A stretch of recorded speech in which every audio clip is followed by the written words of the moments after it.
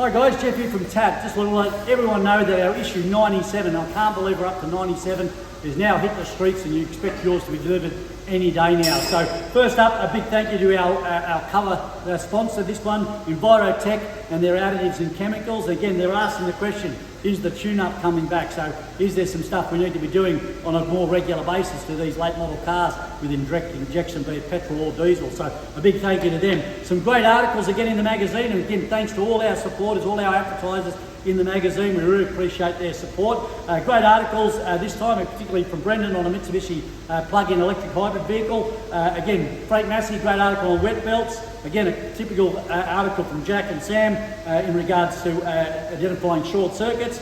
Another great article that I've written in conjunction with Craig in regards to resolvers. So on all EV and hybrids, there's a new device called a resolver, like a bit of a crank angle sensor on steroids. But some great articles again, and again we've got some great repair solutions again in the middle of the magazine, supplied by a number of our members. A great one here on thermal imaging using a fault on an ECU, so some great reading. So hopefully you'll get your issue 97, which is now hitting the streets. So enjoy the read, and hopefully see you soon at the AAA conference or expo in early April. See you then.